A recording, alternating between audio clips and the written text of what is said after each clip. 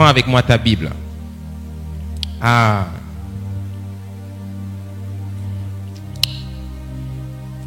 Le Seigneur est bon et il fait de merveilleuses choses dans notre vie.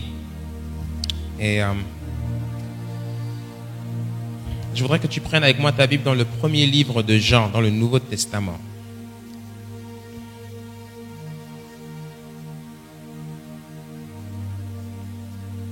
La semaine dernière, nous avons ouvert un chapitre dans notre voyage avec le Saint-Esprit. Dis avec moi le Saint-Esprit.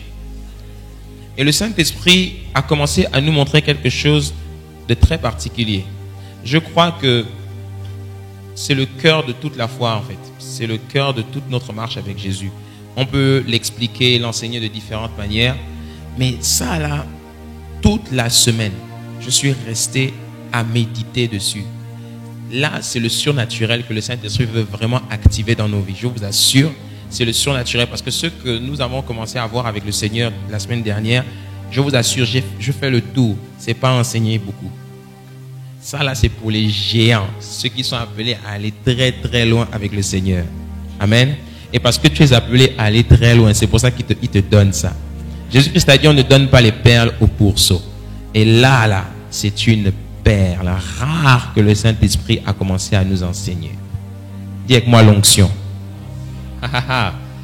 Premier livre de Jean, chapitre 2 au verset 20. Ce sont nos versets de base. Le premier, c'est au verset 20, où il est écrit, « Pour vous, vous avez reçu l'onction de la part de celui qui est saint, et vous avez tous de la connaissance. » Dis avec moi l'onction. Maintenant, je veux que tu ailles au verset 27 du même chapitre, juste quelques versets un peu plus bas, où il est écrit, « Pour vous, l'onction que vous avez reçue de lui demeure en vous.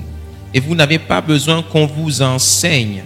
Mais comme son onction vous enseigne toutes choses, et qu'elle est véritable, et qu'elle n'est point un mensonge, demeurez en lui selon les enseignements qu'elle vous a donnés. » Dis avec moi l'onction.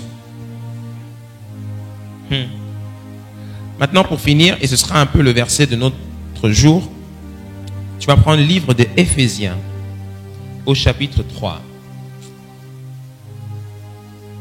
La semaine dernière, nous avons ouvert un chapitre que nous avons intitulé « Le mystère de l'onction ». Pourquoi le mystère? Eh bien, comme nous avons commencé à l'expliquer dimanche dernier, parce que la croyance populaire croit que l'onction se limite à prier pour les gens et qu'ils tombent, etc. Pourtant, l'onction, c'est bien plus profond que ça. Éphésiens chapitre 3 au verset 20, où il est écrit, si tu es avec moi, dis Amen. « Or, à celui qui peut faire, par la puissance qui agit en nous. » Dis avec moi la puissance qui agit en nous. Infiniment au-delà de tout ce que nous demandons ou pensons, à lui soit la gloire dans l'Église et en Jésus-Christ dans toutes les générations au siècle des siècles. Amen. Est-ce qu'on peut acclamer la parole de Dieu?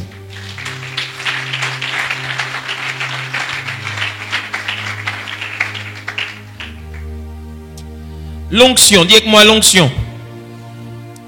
Nous parlons de l'onction. Nous avons touché, il y a plusieurs mois de cela, l'église véritable. Cette épouse-là qui se prépare pour le retour du Seigneur, celle qui se prépare pour les noces de l'agneau. Cette épouse-là, un seul message, comme nous l'a révélé Jésus-Christ dans Matthieu chapitre 25, dans l'une des 3 dernières paraboles de Jésus.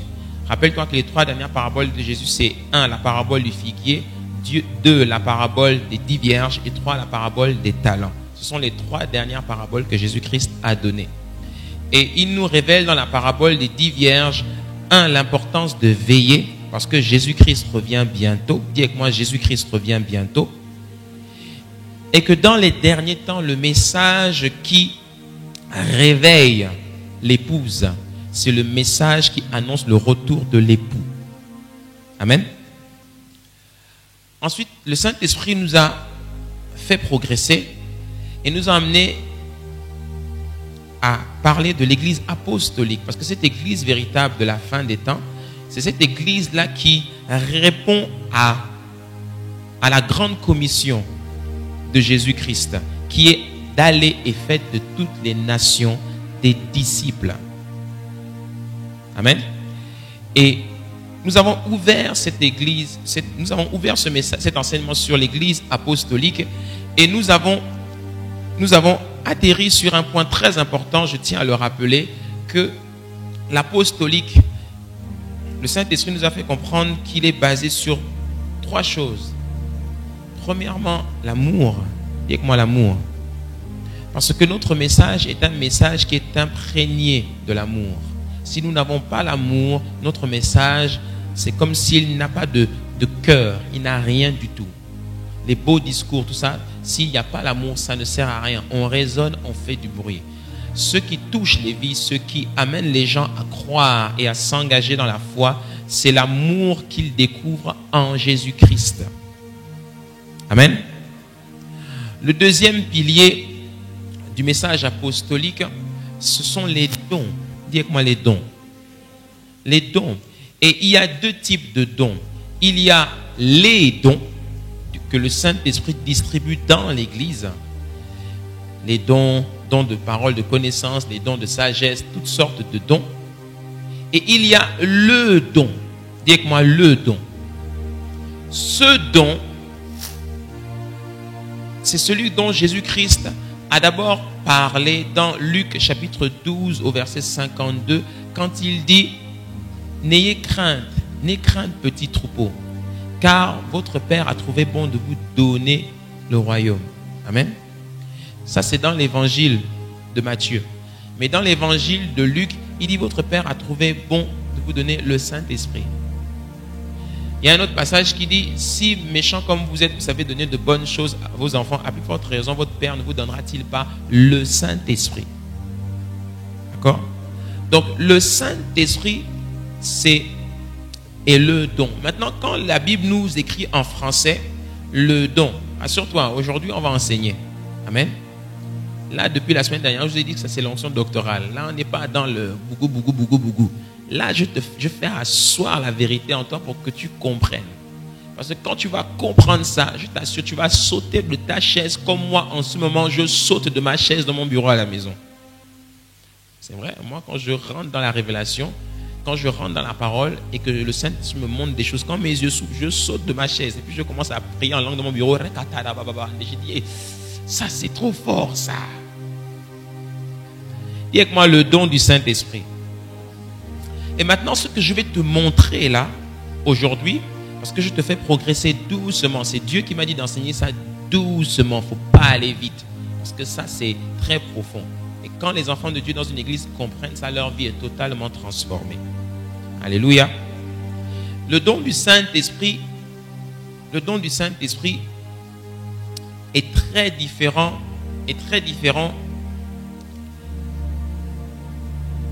si je peux dire ça ainsi, du don. Je m'explique. Les disciples dans le livre de Jean au chapitre 20, Jésus-Christ avant de partir, souffla sur eux et dit « Recevez le Saint-Esprit ». Quand ils ont reçu le Saint-Esprit, ils ont reçu l'onction. Dis avec moi l'onction. Cette onction est entrée de manière très silencieuse et a ouvert leur esprit afin qu'ils comprennent les Écritures. Mais il leur dit, recevez le Saint-Esprit, et après il leur dit, toutefois, attendez, ne bougez pas. Parce que bientôt vous allez recevoir ce que mon Père a promis. Le Saint-Esprit. Mais ce qui souvent passe sous nos yeux sans qu'on s'en rende compte, c'est, mais à 2 reprises, ils ont reçu le Saint-Esprit. Et en fait, la deuxième fois est caractérisée par le boucan qu'ils ont fait quand c'est arrivé. La première fois, c'était très calme. Ils étaient à huis clos avec le Seigneur. Et puis, ça s'est passé en privé. Recevez le Saint-Esprit. Ils ne savaient pas trop ce qui s'était passé. Leur esprit juste a commencé à s'ouvrir sur certaines vérités. Ils ont commencé à comprendre certaines paroles que Jésus-Christ donnait. Mais dans Acte 1:8, Jésus-Christ leur répète encore à nouveau que vous recevrez une puissance. Dis avec moi, une puissance. Qui, lorsqu'elle viendra sur vous, fera de vous mes témoins en Judée, Galilée, à Jérusalem et jusqu'aux extrémités de la terre. Donc, et c'est ce que nous avons touché la semaine dernière, il y a deux onctions. Dis avec moi, deux onctions. Il y a une onction qui, lorsqu'elle vient, elle vient se loger en toi. D'accord? Et il y a une autre onction, quand elle vient se loger sur toi. Et elles n'ont pas la même fonction. Et l'Église aujourd'hui a été beaucoup plus enseignée sur l'onction sur. L'onction sur est celle qui fait du bruit. Et l'onction en toi est aussi une onction qui travaille, mais qui a une autre fonction. Et des deux onctions, Dieu veut que tu trouves celle qui est en toi d'abord. Nous voulons opérer, nous voulons voir dans notre vie se manifester l'onction sur. Mais ce qu'on ne comprend pas, c'est que l'onction que Dieu dépose sur quelqu'un, il la donne pour un travail. C'est pour cela que la plupart des gens qui manifestent de manière extraordinaire l'onction sur, ce sont les hommes de Dieu, en général. Parce que ceux-là, ils sont dans le travail.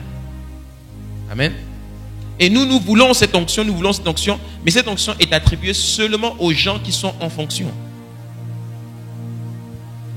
L'onction sur, quand on la donne, elle n'est pas pour celui qui l'a. Elle est pour les gens qui la reçoivent et qui l'expérimentent. Amen. Donc, tu ne peux pas demander cette onction si tu n'es pas en poste quelque part dans le royaume. Tu ne peux pas. C'est quand tu es entré dans le couloir où Dieu t'a appelé et que tu es en train de travailler pour le Seigneur que tu peux demander cette onction. Et Dieu te la donne. Tout comme on oint un ambassadeur, une fois qu'il est investi pour aller en travail, il a tout pouvoir avec lui. Et tout ce qu'il demande, on lui donne. De même, dans le royaume, ce sont ceux qui sont en travail qui reçoivent cette onction de la part d'eux.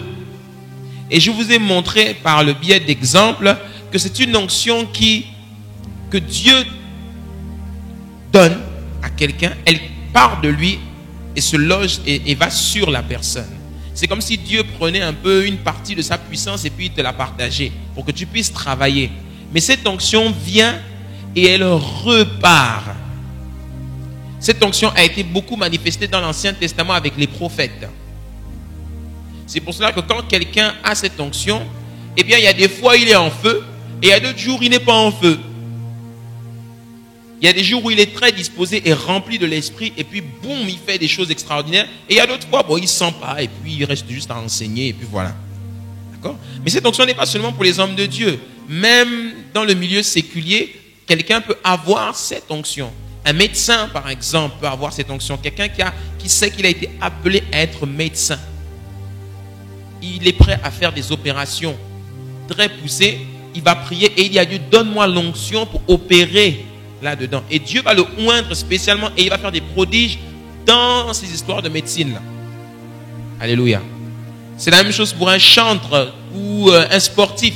Donc c'est une onction qui est donnée de la part d'eux, qu'on reçoit de la part de Dieu. Maintenant, il y a une autre onction qui est une onction qui vient en nous. Et cette onction, quand elle vient en nous, elle est, si je peux dire ça entre guillemets, personnifiée par le Saint-Esprit. Dis avec moi le Saint-Esprit. Le Saint-Esprit en nous est cette onction. Il y a quelqu'un qui a écouté le message de dimanche dernier et qui m'envoie un message sur Facebook cette semaine et qui dit, mais pasteur, c'est bien l'enseignement, mais le Saint-Esprit n'est pas l'onction. Il a l'onction. J'ai dit, toi, tu n'as rien compris. J'ai prêché 1h30, tu n'as rien compris à ce que je dis. Vraiment, écoute l'enseignement du début à la fin, arrête de m'embrouiller. Hein? Je dis ça pour toi, toi qui vas écouter encore cet enseignement aujourd'hui. Le Saint-Esprit en nous est cette puissance-là de Dieu en nous. Et celui qui veut opérer avec l'onction qu'il reçoit de la part d'eux doit d'abord expérimenter l'onction d'eux. L'onction qui vient et qui demeure en toi. C'est quand tu as trouvé le Saint-Esprit en toi, dans une communion parfaite avec lui. Quand tu deviens un être, un seul et même être. 1 Corinthiens 6, 17 dit, celui qui s'attache au Seigneur est avec lui un seul esprit, un seul être. C'est quand vous arrivez à matcher tous les deux que là, il y a une explosion qui se passe en toi. Et cette explosion qui se passe en toi, la Bible appelle ça la puissance. Et cette puissance qui se passe en toi, quand tu entres en communion parfaite avec le Saint-Esprit, ça s'appelle la puissance en grec dynamis. Dis avec moi dynamis. Et cette puissance dynamis là, c'est celle dont Paul parle dans Éphésiens chapitre 3 verset 20. Et vous allez voir quand vous parcourez la Bible, cette onction que Paul appelle la puissance qui agit en nous. Oh Dieu, aide-moi à leur expliquer ça aujourd'hui vraiment, parce que là, katalamazé. Parce que ce que je vais t'expliquer là, c'est très dangereux. Par contre, je te dis déjà à l'avance, et tu vas comprendre pourquoi quand on va progresser. Ne rate pas dimanche prochain. Ça va être violent. Ne rate pas. Moi-même, je voulais en parler aujourd'hui, mais en fait, je n'ai pas encore fini de digérer parce que mon esprit, il est en train de, même là où je vous parle là, il est en train de faire comme ça. Tellement c'est fort parce que quand je comprends ça, j'ai dit, oh, je suis dangereux au nom de Jésus. Je suis trop dangereux. Ça va être. Même je suis rentré dans la chambre hier soir à ma femme, j'ai dit, chérie, là, on est dangereux, je te dis. Ce qu'on n'a jamais vu au Gabon, là, vous allez voir ça. Mais ça a déjà commencé. Vous allez voir ce que vous n'avez jamais vu au Gabon. Je vous assure, on n'est pas une église comme les autres. Ah là là, c'est trop. Seigneur, tu es magnifique, je t'aime. Oh Jésus, je t'aime. Aïe, aïe. Ouh, je suis comme Usain Bolt qui est sur le podium et qui se met à pleurer parce qu'il voit tous les contrats publicitaires qui sont en train d'arriver. Aïe, aïe, aïe, aïe, aïe, aïe. Alléluia. Amen. Donc, Paul dit que cette puissance-là, elle agit en nous. Et bien au-delà de tout ce qu'on peut imaginer. Donc, il est en train de nous parler ici d'une dimension où Dieu peut faire des choses qui dépassent l'entendement. Et pour cela, cette puissance doit d'abord commencer à travailler en nous.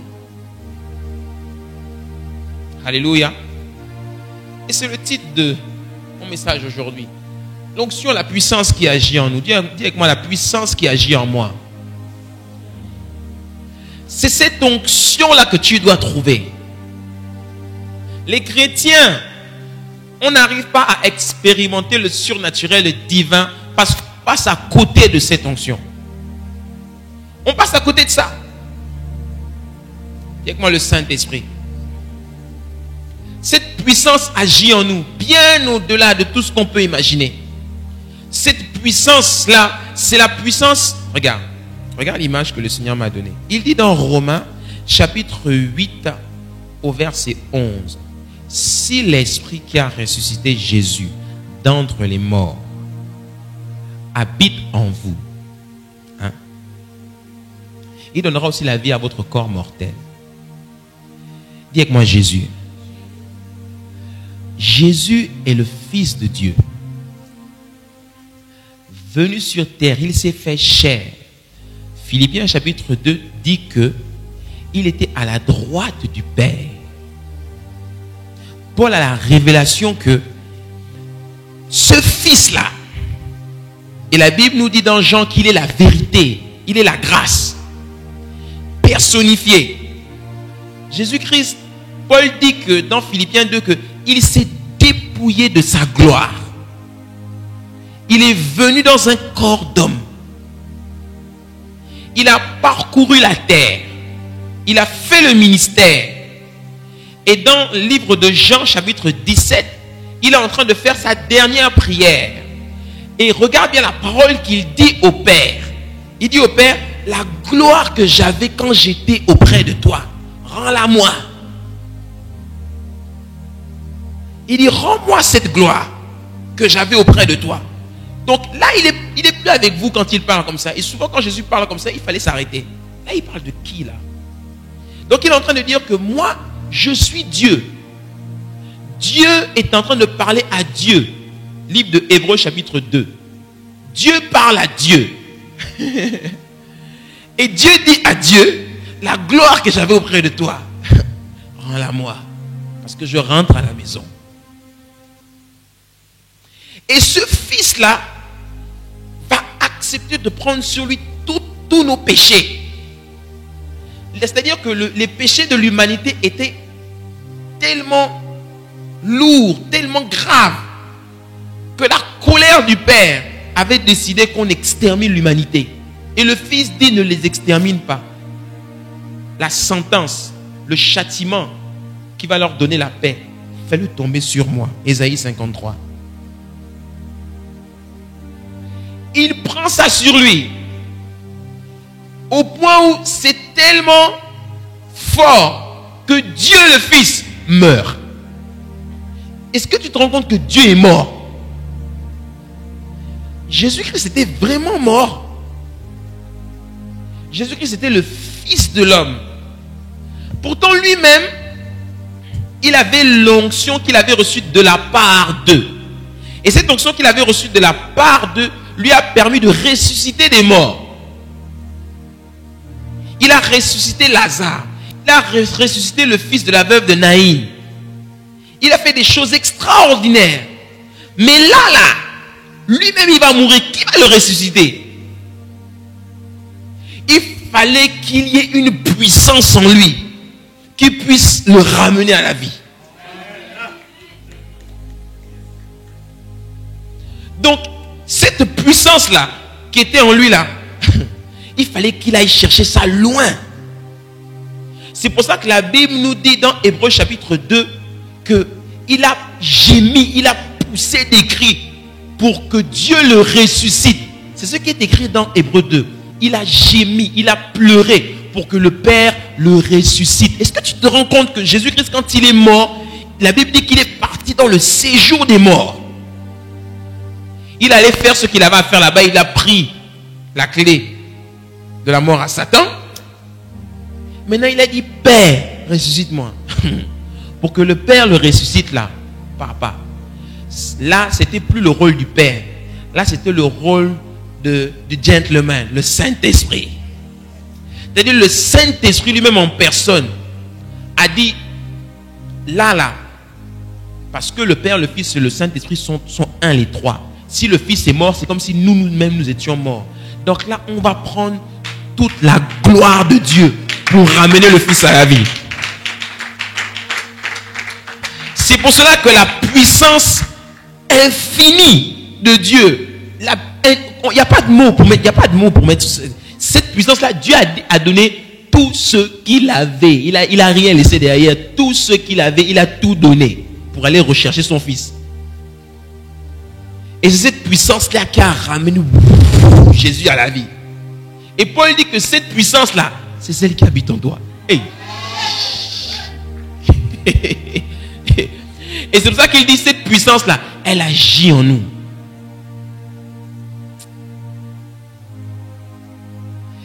Donc, le jour où souvent on donne des discours comme ça, etc. Mais les chrétiens ne comprennent pas. Les chrétiens ne comprennent pas. Très peu de gens dans l'histoire de l'humanité ont expérimenté cette dimension-là. Parce que quand quelqu'un expérimente cette dimension-là, c'est-à-dire, il n'est plus avec vous. La Bible dit de Enoch que Dieu l'a enlevé. C'est-à-dire, le gars là, il est arrivé à cette dimension, Dieu l'a carrément enlevé. Élie, lui, il est carrément monté sur un char, il a volé, il est parti. C'est-à-dire, ce sont des histoires, c'est vrai, qui font rêver. Mais à l'heure où je te parle, il y a des gens qui expérimentent ça encore. Parce que même dans le Nouveau Testament, la Bible dit de Philippe que Dieu le prenait, Dieu l'emmenait d'un endroit à un autre. Comme ça.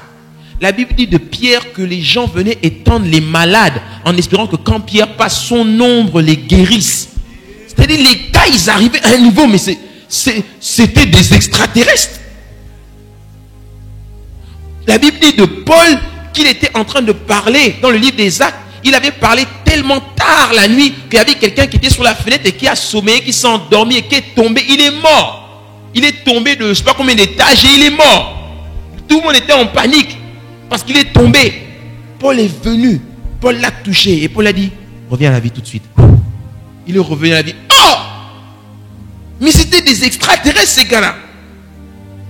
Et ce que Paul nous dit, il dit, cette puissance-là que moi je vis, vous pouvez aussi l'expérimenter, elle est là. Mais quand je comprends ça, mes bien-aimés, c'est ce que je vais aller chercher. Je vais tout faire. Je vais dire, Dieu, c'est ça que je veux. C'est ça là. Je ne veux pas un ministère ordinaire. Je veux un ministère extraordinaire. Je veux pas une vie normale. Je veux une vie anormale. Je ne veux pas prêcher comme les autres. Je veux prêcher avec la puissance de Dieu qui amène même les morts à ressusciter. Et Dieu dit, tu veux ça? C'est ça que tu veux? Ok, travaille. Travaille, consacre-toi et travaille. Va chercher ça. Parce que quand tu vas trouver ça, dis avec moi, elle est disponible. Elle est disponible. Quel que soit le domaine dans lequel tu opères, quel que soit ton appel dans la vie, je t'assure, cette puissance est disponible. Ce que Dieu, et c'est pour ça que Dieu souvent se tire les cheveux sur son trône, c'est quand il nous a révélé ce secret-là, et puis il voit comment les chrétiens vivent des vies mais banales. Tu vois comment quelqu'un, il a ça en lui, et puis il est encore en train de se débattre avec les problèmes de la chair. Il se débat avec les histoires des hommes et des femmes. Il se débat avec la corruption qu'il y a dans le monde. Il se débat encore avec les choses, mais les plus basses, quoi. Et Dieu dit, mais c'est pas possible. J'ai des extraterrestres sur la terre et ils se comportent comme des... Je sais pas, mais...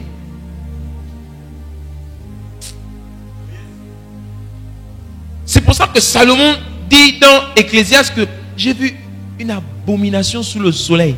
J'ai vu des esclaves marcher, être sur des chevaux et des rois marcher à terre comme des esclaves. Hey! Il dit c'est une abomination sous le ciel. Donc la solution au salut de ce monde, c'est l'Église. Mais les gens reviendront à Jésus-Christ quand l'Église apprendra à manifester cette puissance-là. C'est pour cela que quand l'Église primitive est entrée dans cette dimension, la Bible nous dit que Dieu faisait croître l'église tous les jours. Parce que quand les païens voyaient ça, ils disaient Je vous assure, j'ai dit à Dieu, Seigneur, là je n'ai plus honte. Je veux que dans ce ministère, l'onction de guérison soit à un tel niveau qu'on entende parler de cette église jusqu'à l'autre côté de la ville. Si tu es malade, tu vas guérir. D'ailleurs, on commencera bientôt à imposer les mains ici. Pour que les malades soient aussi guéris. Mais quand les gens voient la puissance de Dieu, ils croient. Et là encore, il y a encore des choses à dire. Et je vais te l'expliquer tout à l'heure. Dis avec moi la puissance qui agit en moi. Cette puissance s'appelle la puissance dunamis. Et cette puissance dunamis qui agit en nous, elle a des effets sur nos vies. Quand on la découvre, elle a des effets. Et dans le texte du livre des Actes, au chapitre 4, au verset 32, regarde ce que la Bible nous dit. La Bible nous dit, Acte 4, chapitre 32, la foule de ceux qui avaient cru était qu'un cœur et qu'une âme. Personne ne disait que ces biens lui appartenaient en propre, mais ils mettaient tout en commun. Avec beaucoup de puissance, les apôtres rendaient témoignage de la résurrection du Seigneur Jésus, et une grande grâce reposait sur eux tous. Il n'y avait aucun nécessiteux parmi eux, aucun galérien. Donc, moi, quand je regarde mon église et que je vois encore des personnes qui galèrent, on n'est pas encore dans cette dimension-là. Quand on va arriver à cette dimension, tu ne vas plus galérer. Aucun chômeur dans l'église, tout le monde travaille.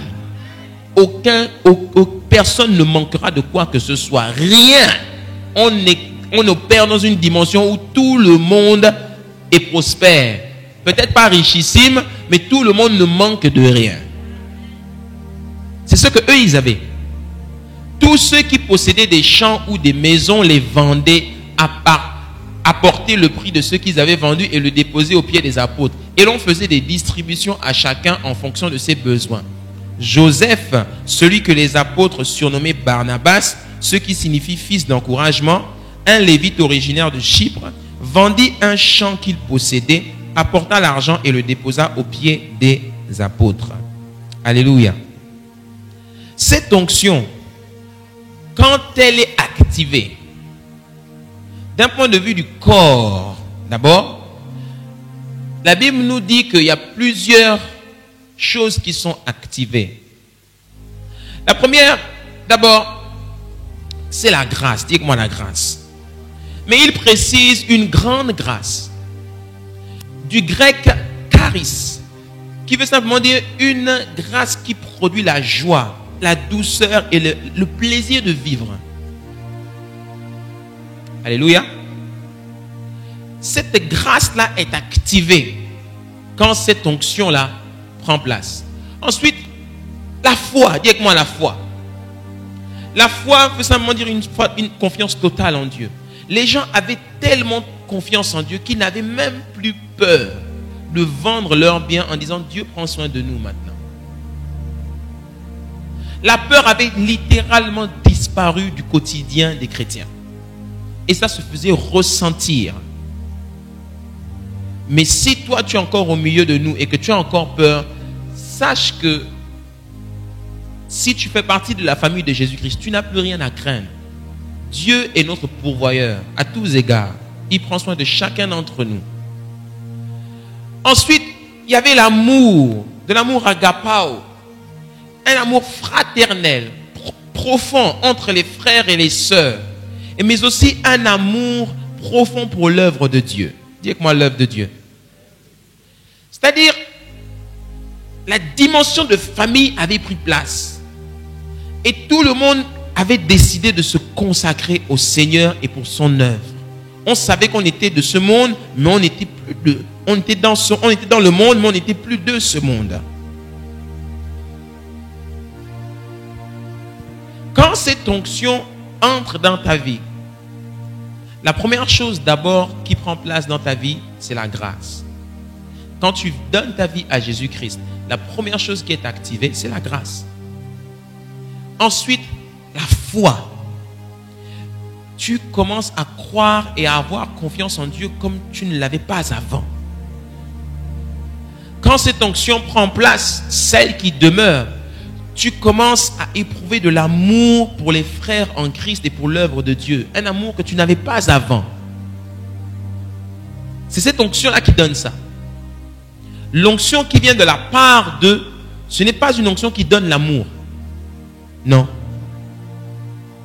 Saül avait cette onction, mais il n'avait pas d'amour, ni pour Dieu, ni pour les gens.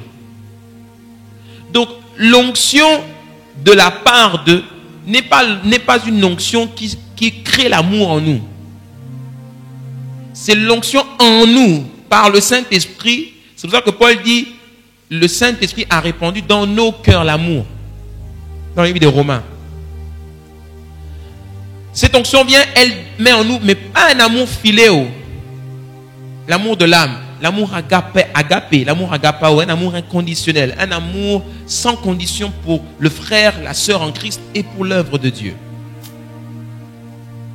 Là, je suis en train de te donner les bases d'abord. Après, on va entrer en profondeur. Et 4, cette onction suscite en nous la soif. Dis-moi la soif. Une soif et une faim tellement profonde que David traduit dans le livre des psaumes un désir ardent.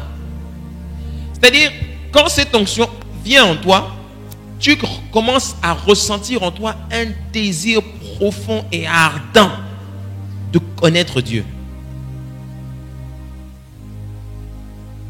Quand tu n'as pas ce désir-là, pose-toi des questions. Quelqu'un qui a reçu le Saint-Esprit et que cette onction a été activée dans sa vie, il éprouve une soif du Seigneur inaltérable. que seul le Saint-Esprit peut combler. Amen. C'est pour cela que David dit dans le livre des psaumes, il dit, psaume 63, verset 1, « Ô Dieu, tu es mon Dieu, je te cherche, mon âme a soif de toi. Mon corps soupire après toi dans une terre aride et desséchée sans eau. Ainsi je te contemple dans le sanctuaire pour voir ta puissance et ta gloire. » Donc, je cherche cette dimension de puissance-là, mais pas la puissance qui fait tomber les gens, etc. Non, non, non, non, non. Cette puissance qui agit en moi. Et cette puissance-là qui agit en moi, ce qui me donne suffisamment de force d'aller chercher profond le Seigneur pendant des heures et des heures, c'est la soif. Donc quand le Saint-Esprit vient en toi, il active cette soif-là. Et c'est cette soif-là qui t'amène et qui permet de trouver la dynamisme. Alléluia. Dis que moi l'onction. D'autre part, regarde, quelque chose de très important, c'est que je veux que tu commences à prier en langue d'abord quelques secondes. Prie en langue, juste quelques secondes. Parce qu'on va rentrer encore plus profond. J'ai besoin que ton esprit soit pleinement disposé pour comprendre ce que je vais dire. Est-ce que tu peux commencer à rentrer dans l'esprit et à prier en langue? Les mazé kata la mazé, rokanderebo sandere kata yaba. Prions en langue, prions en langue, prions en langue, prions en langue. Rikota la mazé les rebos, li kamanderebro se kata la mazé. Ibro se keterebo. Nous te rendons la gloire et la louange, Jésus. Nul n'est comparable à toi. Nekanderebro se kata la mazé. Ribrondo se quebranderebros. Le quebranderebos sande kata yaba. Ronderebos sa kata la mazé. Ribronde se keterebo. Oh, nous te rendons la gloire et la louange, Jésus-Christ. Nerebos te kata. Rebranderebos te kata laba. Rinderebos ta ya ebo. Alléluia. Amen. Je te fais faire cet exercice-là pour disposer ton esprit. Parce que quand je vous regarde, il y en a, vos pensées sont trop ailleurs. Il faut que ton esprit se recadre. Alléluia. Cette onction-là, le don du Saint-Esprit, qui se caractérise par la soif, ou encore la faim, ou encore la foi, l'amour. Cette onction-là, tu vas voir que cette onction, elle est soumise à condition. Si le Saint-Esprit, logé dans ton cœur, un avec ton esprit, un avec toi, découvre dans ton cœur, ne serait-ce qu'un petit péché, cette onction commence à baisser. Tu vas te rendre compte que cette onction qui demeure, sa croissance est soumise à la consécration et à la pureté totale. Si Dieu trouve un peu de péché ou de rébellion dans ton cœur, cette onction commence à diminuer. C'est quelque chose qui ne se voit pas à l'œil nu. C'est pour cela que vous pouvez avoir un homme de Dieu qui est devant vous. Il peut avoir la puissance de la part de, la puissance démonstrative. Ça, c'est le don, de puissance. Mais vous ne savez pas qu'en lui, le flot est en train de baisser parce qu'il est dans le péché. Donc, c'est pour cela que quand tu découvres cette onction-là, cette puissance qui agit en toi, tu dois vraiment te consacrer. Parce que la Bible dit dans 1 Corinthiens 6, 19 que nous sommes le temple du Saint-Esprit. Donc, le Saint-Esprit habite en toi. Mais si le Saint-Esprit voit le péché entrer dans ta vie, en général, il commence aussi à reculer. Parce que le Saint-Esprit ne cohabite pas avec le péché. Et ce qui détruit cette onction, c'est le péché. Mais ce qui est vraiment extraordinaire, et c'est un mystère, c'est ça que Dieu nous révèle, c'est que même si le péché entre et que cette onction diminue, le don reste. le don de puissance reste. Donc, ce qui est intéressant à savoir, c'est que si tu persistes dans ta voie, si tu persistes avec le péché, le Saint-Esprit va faire baisser cette onction. Il ne l'enlève pas, parce qu'il veut te laisser le temps de te repentir. Mais si tu persistes dans ta voie, il diminue la dose, voire il peut totalement l'arrêter. Il arrête, il ferme le robinet. Et là, ce qui se passe, c'est très dangereux. C'est que là, le flot de vie de Dieu ne coule plus. La présence de Dieu s'en va. Tu as toujours le don, mais la présence de Dieu n'est plus là. C'est comme ça que vous avez des gens qui opèrent dans la puissance, mais ils n'ont pas la présence. Tu peux avoir le don de puissance, mais le don de puissance n'est pas la présence de Dieu. Saül n'avait plus la présence de Dieu, mais la puissance était restée. Parce qu'il était le roi, il était oint. Et David n'a pas osé le toucher à cause de ça. Amen. Et ce qui est très grave, c'est que quand la présence disparaît, parce que c'est la présence est un peu comme je sais pas comment on peut dire ça, l'environnement favorable à ce que le don puisse rester propre et pur. Tu vois? Mais quand la présence s'en va, le péché entre. Et le péché, ce qu'il fait, c'est qu'il pollue le don. Et quand le péché pollue le don, Seigneur, il m'a leur expliqué ça. Quand le péché pollue le don te pollue aussi. C'est comme ça que vous avez des gens, ils sont en Christ, ils sont dans le ministère, ils ont le don, mais ils deviennent des sorciers. Ils ont le don qui vient de Dieu. Hein. C'est Dieu qui a donné la puissance. Mais vous avez maintenant des gens, par exemple, qui vont même jusqu'à commercialiser cette puissance. Oh, je vais rencontrer le pasteur, c'est 500 francs ou c'est 5000 francs la consultation. Oh, voici l'huile du prophète. Si tu te verses cette huile-là sur toi, tu vas avoir la puissance, etc. Oh, pour que on puisse prier pour que le pasteur puisse prier pour toi, il faut payer. Donc on voit maintenant des églises, des grands ministères. Tu vois après le culte, la queue comme pas possible, tout le monde avec son billet d'argent à la main pour rencontrer le prophète. Et le prophète va prier pour moi. Tu payes d'abord. Si tu n'as pas l'argent, tu ne rentres pas.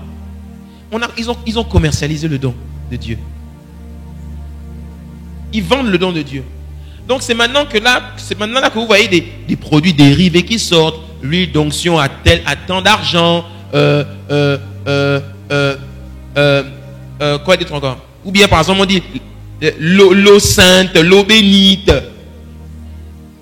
le sel qui onctionnait, le pasteur a prié pour ce sel. Donc ce sel là, donc le matin maintenant, les personnes ne prient plus, les personnes ne passent plus du temps dans la présence de Dieu. Les personnes se lèvent le matin et puis prennent juste l'huile d'onction du bras et puis se met tout ça, etc. Et puis ils prient plus les bipes. C'est bon, je suis où hein? Parce que j'ai mis l'huile du pasteur et du prophète. Voilà. C'est-à-dire on commercialise tout. Même le baptême.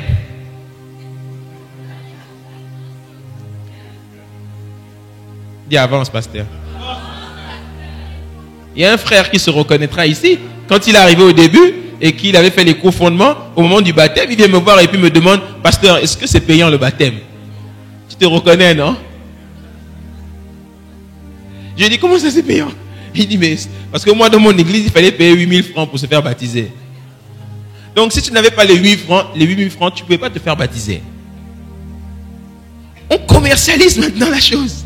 C'est devenu un business maintenant. Bientôt on mettra des hôtesses à la porte, tout le monde doit payer pour entrer, comme une salle de concert. Vous voyez jusqu'où on en est arrivé. Et ce que je vous parle là, c'est vrai, où il y a des églises comme ça. Tout est payant. Tout. Aïe, aïe, aïe. Et ce qui s'est passé, et la Bible te le montre. Ce qui se passe, c'est quoi? C'est qu'il y a des gens, parce qu'ils voient la manifestation de la puissance, ils donnent leur vie à Jésus et ils pensent que pour pouvoir avoir cette onction-là dont nous sommes en train de parler, celle qui agit en nous, il faut payer. Ou bien il faut faire des efforts, ou bien il faut être à côté du pasteur, ou bien, en tout cas, c'est donnant. C'est comme si Dieu pouvait te donner cette onction-là du Saint-Esprit si tu payais ou si tu étais quelqu'un d'exceptionnel.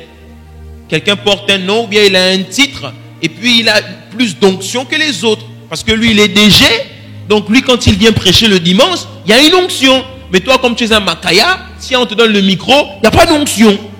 Parce que dans la tête des gens, c'est le DG, c'est le patron, lui, il a l'onction. Il a le costume à 300 000 francs, il a l'onction. Les gens réfléchissent beaucoup comme ça maintenant. Le pasteur qui ne prend jamais le temps de prier, ses messages sont vides. Il n'y a rien, il n'y a pas de puissance, pas d'onction, pas d'inspiration, c'est juste bateau. Et puis un jour, il s'achète dernière BMW X6, il garde ça ici. Quand il arrive, vous êtes là, oh le feu. Parce que pour vous, il a amené une nouvelle voiture, il a l'onction. Beaucoup réfléchissent comme ça. La Bible nous dit, regarde, livre des Actes, chapitre 8, au verset 14, une belle petite histoire, très intéressante. Elle dit, lis bien cette histoire. Elle dit, les apôtres qui étaient à Jérusalem avaient appris que la Samarie avait reçu la parole de Dieu. Ils y envoyèrent Pierre et Jean. Ceux-ci, arrivés chez les Samaritains, prièrent pour eux afin qu'ils reçussent le Saint-Esprit, car il n'était encore descendu sur aucun d'eux. Ils avaient seulement été baptisés au nom du Seigneur Jésus. Alors Pierre et Jean leur imposèrent les mains et ils reçurent le Saint-Esprit. Stop, je m'arrête d'abord là. On a ici des gens qui ont reçu la parole de Dieu. Ils ont entendu l'évangile et ils ont donné leur vie à Jésus. Dis avec moi, ils ont donné leur vie à Jésus. Et ils se sont même fait baptiser. Hey. Ils se sont même fait baptiser par immersion. Mais la Bible nous dit ici que on a entendu leur foi, ils se sont fait baptiser, mais il leur manquait quelque chose. Il fallait qu'ils reçoivent quelque chose de particulier, le Saint-Esprit. Dis avec moi, le Saint-Esprit. Ça ne veut pas dire qu'ils n'avaient pas reçu le Saint-Esprit quand ils ont donné leur vie à Jésus. C'est pas ça. C'est qu'il fallait que des hommes expérimentés puissent venir activer quelque chose en eux. C'est pour cela qu'ils sont venus et ils leur ont imposé les mains pour qu'ils reçussent le Saint-Esprit. Ils avaient déjà reçu le Saint-Esprit une première fois quand ils ont donné leur vie à Jésus et qu'ils ont confessé, ils l'ont confessé comme Seigneur et Sauveur. Mais là, il y avait une puissance qui devait être activée dans leur vie. Est-ce que tu me suis?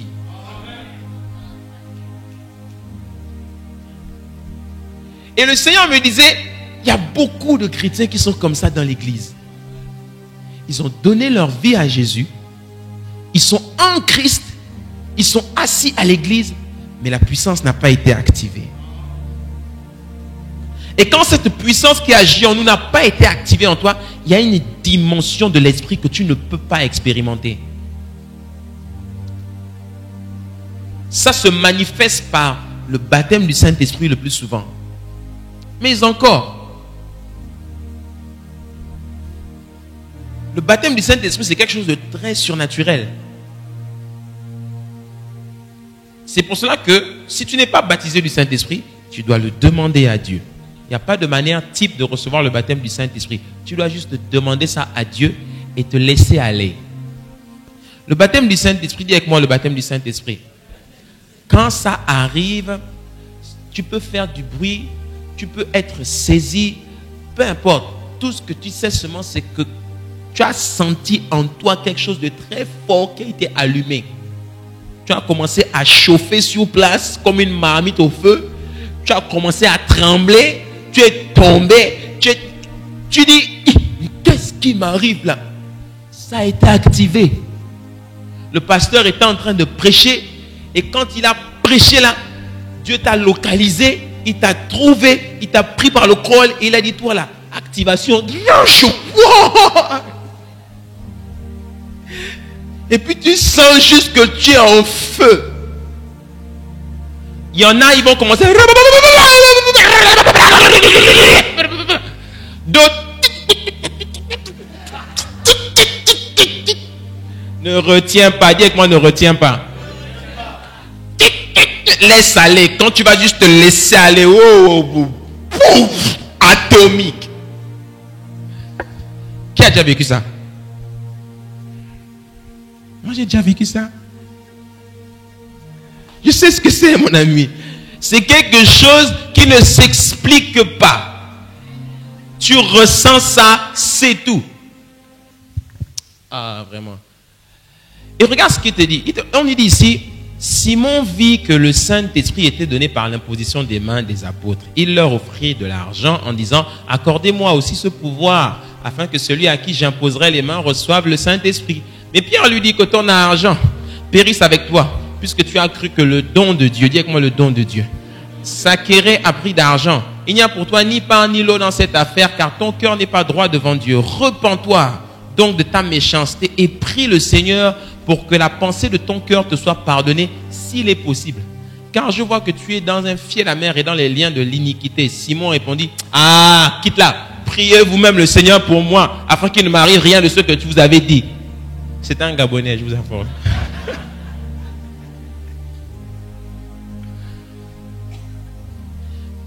Pierre dit ici quelque chose de très intéressant. Il dit, s'il est possible que Dieu te pardonne. Il est en train de dire que quand quelqu'un entre dans la dimension où il commercialise le don de Dieu, c'est l'équivalent du blasphème contre le Saint-Esprit. Tu as échangé le don de Dieu à prix d'argent. Quand quelqu'un franchit cette limite-là, c'est très grave. C'est très très grave. Quand vous voyez un homme de Dieu faire ça, là, c'est compliqué pour lui. Et en général, très peu reviennent sur leur voie. Parce que quand quelqu'un est rentré dans une dynamique maintenant où il gagne maintenant de l'argent avec les choses de Dieu, il prend goût à ça. Il voit que son onction là, on lui donne de l'argent pour ça. Et il commercialise ça. Le gars, il est vraiment perdu. Vraiment. Là, il est perdu sur l'autoroute. On ne peut plus l'attraper. Alléluia. Il ne faut pas jouer avec le don de Dieu. Le Saint-Esprit ne se marchande pas. Le salut ne se vend pas. Le baptême du Saint-Esprit ne se vend pas. La gloire de Dieu ne se vend pas. Je peux prier pour toi pour une seule chose. Comme les apôtres ici, je peux prier même en t'imposant les mains pour que tu reçoives le don du Saint-Esprit. Mais je ne peux pas prier pour te donner le Saint-Esprit. Parce que celui qui donne le Saint-Esprit, c'est Jésus. Alléluia. Si tu es avec moi, fais comme ça. Maintenant, et on va commencer à atterrir. Là, on rentre dans la partie que j'aime. Hey. Pasteur, comment est-ce que je fais pour activer ça? Comment est-ce que je fais pour déclencher ça? Là, je vous parle de ce que moi je vis. Le déclenchement de la puissance dynamiste en nous est possible. Et là, ça va être un bon rappel pour toi. Mais je vais t'expliquer quelque chose suite à ce rappel-là de très important. La Bible nous dit dans le livre de Romains, chapitre 10 au verset 1. Prends avec moi ta Bible parce que parfois c'est un peu petit au mur pour ceux qui sont un peu loin. C'est très important. Il y a une chose que je tenais à vous montrer ici. Mais j'ai pris le texte au-dessus parce que c'est une suite logique. Paul nous dit dans Romains chapitre 10, il est en train de nous parler de ses frères juifs qui connaissent la Bible, qui l'ont lue, mais qui pourtant ne croient pas au Messie Jésus. Paul dit, frère, le vœu le veux leur rendre témoignage qu'ils ont du zèle pour Dieu, mais sans intelligence, ne connaissant pas la justice de Dieu et cherchant à établir leur propre justice, ils ne se sont pas soumis à la justice de Dieu. Car Christ est la fin de la loi pour la justification de tous ceux qui croient. En effet, Moïse définit ainsi la justice qui vient de la loi. L'homme qui mettra ces choses en pratique vivra par elles. Mais voici comment parle la justice qui vient de la foi. Ne dis pas en ton cœur qui montera au ciel, c'est en faire descendre Christ. Ou qui descendra dans l'abîme, c'est en faire remonter Christ d'entre les morts. Que dit-elle donc cette justice? La parole est près de toi, dans ta bouche et dans ton cœur. Or, c'est la parole de la foi que nous prêchons. Je m'arrête là. Un texte aussi que tu n'as pas toujours tendance à bien comprendre. Paul est en train de parler des Juifs qui ont tous les textes. Ils lisent les textes sacrés tous les jours, mais ils n'arrivent pas à discerner cette dimension de l'onction, de l'esprit. Ils n'arrivent pas. Pourquoi? Paul dit qu'ils n'y arrivent pas. Pourtant, bien que Christ soit la fin de la loi, qu'est-ce que ça veut dire Christ est la fin de la loi? Ça veut dire qu'en fait, votre loi là, du début à la fin, elle parle de Jésus. Vous vous rappelez la semaine dernière, dans la conclusion, je vous ai parlé des différents niveaux de cette onction. Et il y a une dimension de l'esprit où Dieu ouvre tes yeux et tu te rends compte que tous les écrits parlent de Jésus. Dites-moi Jésus. Je vous ai parlé de Joseph. Mais tout l'Ancien Testament parle de Jésus. Le Père aime tellement le Fils. Tellement que dès qu'on ouvre notre Bible, le Fils nous est présenté. Sauf que, avec tes yeux naturels, tu ne le vois pas. Dès l'ouverture de la Bible, le Fils t'est présenté. Tu veux que je te dise où? Dis-moi, avance, pasteur. La Bible te dit dans Genèse chapitre 1 au verset 1. Dieu créa au commencement, Dieu créa les cieux et la terre. La terre était informe et vide, et le Saint-Esprit se mouvait au-dessus des eaux.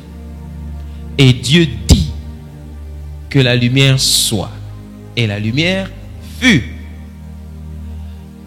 Maintenant, tu progresses dans les Écritures, et le 4e jour, la Bible te dit que Dieu prit un grand luminaire et un petit luminaire, le grand pour présider au jour et l'autre pour présider à la nuit.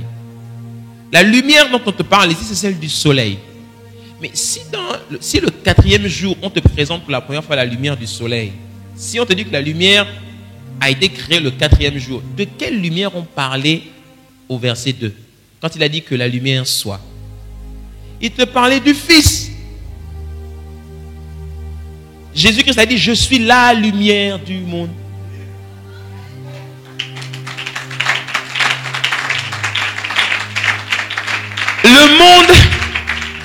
Le monde était plongé dans l'obscurité. Dieu dit que mon Fils vienne et qu'il paraisse. Et quand le Fils vient, la lumière fut. C'est pas la lumière du soleil dont on te parle. On te parle de la lumière du Fils, la lumière du monde.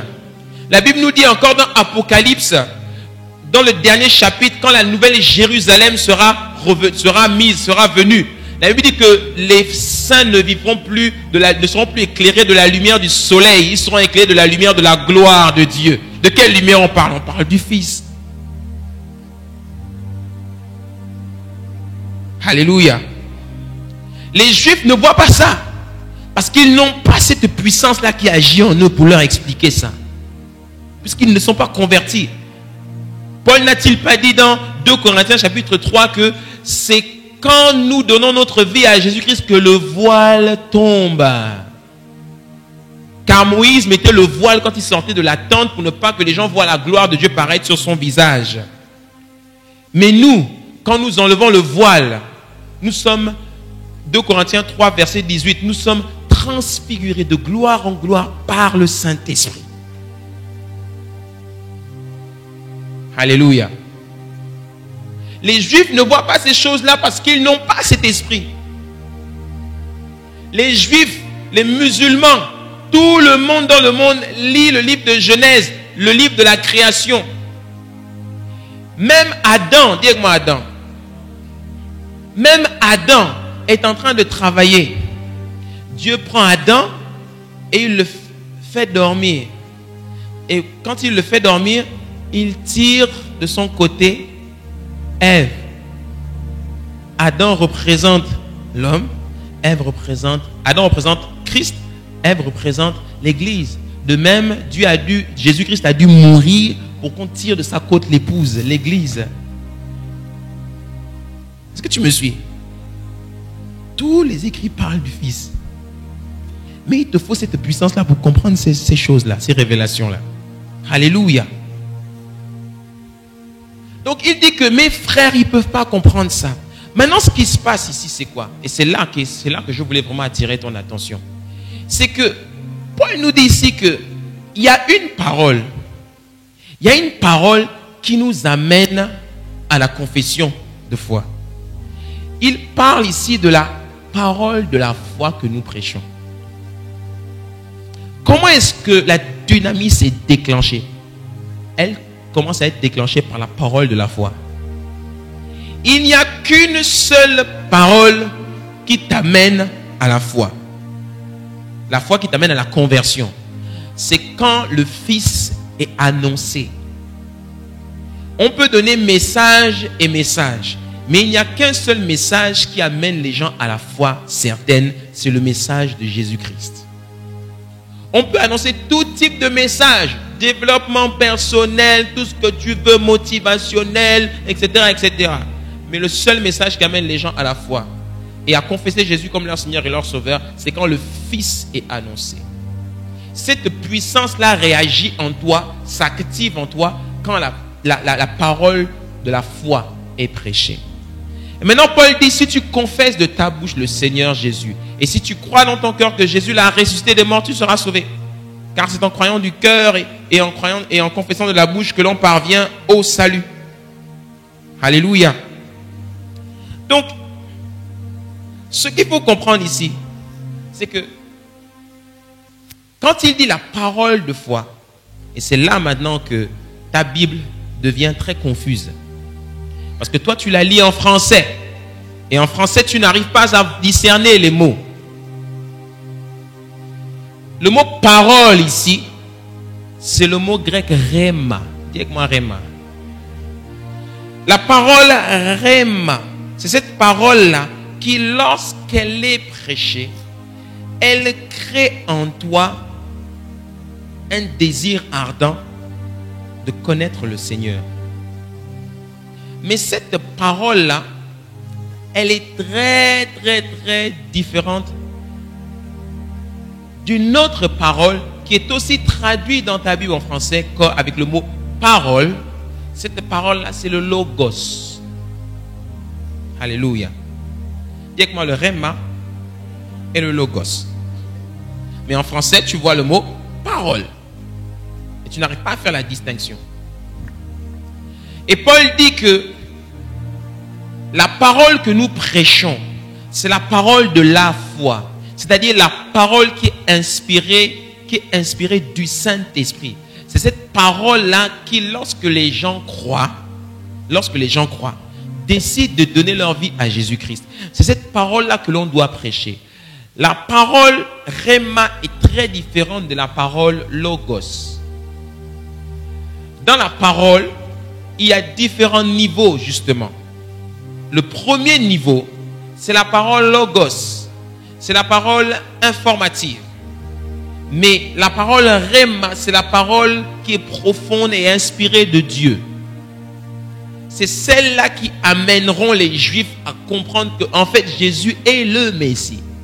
Eux, ils se contentent du premier degré, du logos. Alléluia. Je vais t'expliquer, tu vas comprendre. Il dit la parole de foi, le rhéma. Qu'est-ce que c'est que le rhéma? Le rhéma, c'est la parole dite. La parole qui a résonné dans ton esprit.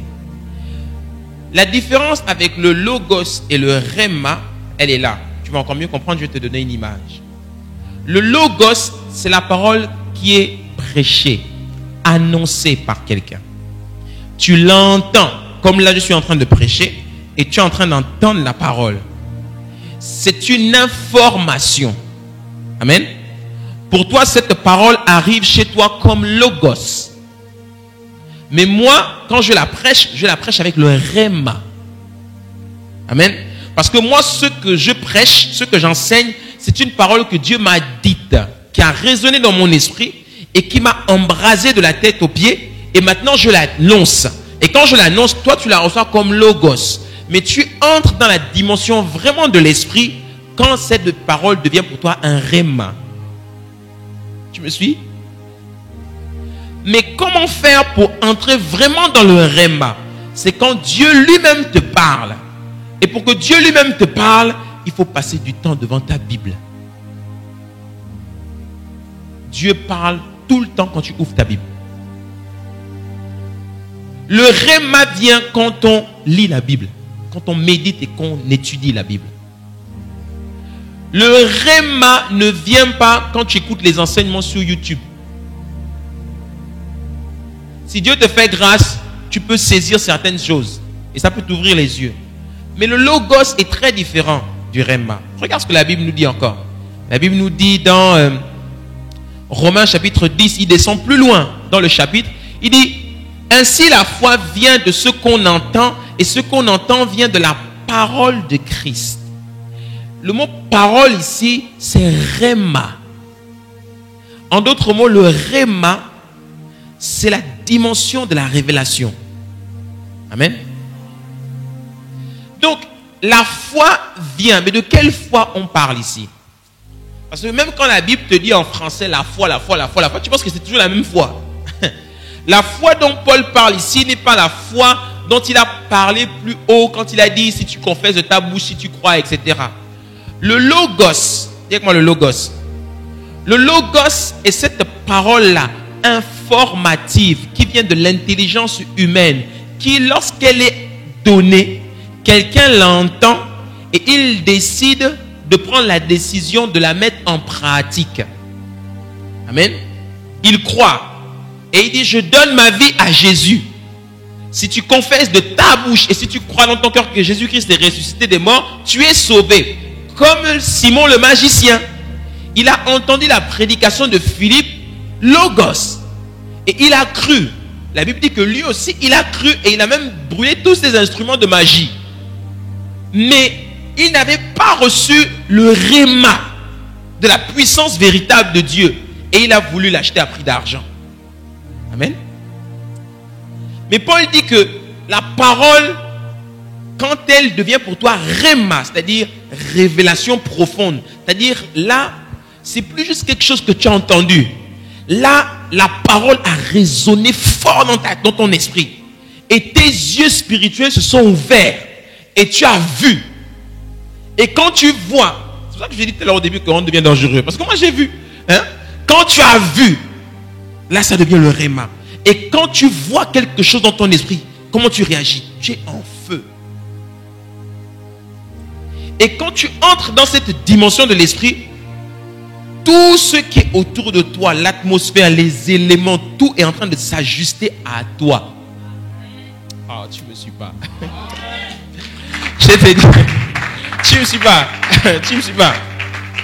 Tant que tu restes à la dimension de logos, c'est toi qui t'ajustes au monde. Quand tu entres dans le rhéma, c'est le monde qui s'ajuste à toi. Tu attires la faveur maintenant. La grâce, la faveur, tout te poursuit. Parce que tu es maintenant dans une dimension où ton esprit impose aux éléments de la nature autour de toi de s'ajuster à la réalité de Dieu. Alléluia. Le rhéma et le logos. Regarde ce que la Bible nous dit encore. La Bible nous dit, je vais te donner quelques passages pour ceux qui arrivent à lire. Matthieu 13 au verset 19. Lorsqu'un homme, regarde ce que Jésus-Christ dit. Lorsqu'un homme écoute la parole, dis-moi la parole, du royaume et ne la comprend pas, le malin vient et enlève ce qui a été semé dans son cœur. Cet homme est celui qui a reçu la semence le long du chemin. Donc là, c'est même quelqu'un, lui c'est le pire des cas, il ne comprend rien. Le pasteur est en train de parler, il raconte quoi? Il ne comprend rien. Lui, c'est juste catastrophique. Le mot parole ici, c'est le mot logos. C'est pas Réma ici. Matthieu 13 au verset 23, plus loin, il dit, celui qui a reçu la semence dans la bonne terre, c'est celui qui entend la parole et la comprend. Il porte du fruit et un grain en donne 100, un autre 60, un autre 30. Ici, c'est logos. Donc, c'est comme beaucoup d'entre nous. On entend la parole et puis on dit, pasteur, oh, je décide de mettre ma vie en règle et je m'ajuste et je la mets en pratique. Jésus-Christ a dit, celui qui entend ma parole et la met en pratique est semblable à un homme qui a bâti sa maison sur du roc. Logos. C'est le premier niveau. Il dit encore, Matthieu 19, verset 1, la Bible nous dit, lorsque Jésus eut achevé ses discours ici, en grec, c'est logos. Il quitta la Galilée et alla dans le territoire de Judée. Dis avec moi logos. On dit encore, livre de Marc, au chapitre 2, au verset 2, il s'assembla un si grand nombre de personnes que l'espace devant la porte ne pouvait plus les contenir. Il leur annonçait le logos. Il prêchait. Amen. Logos.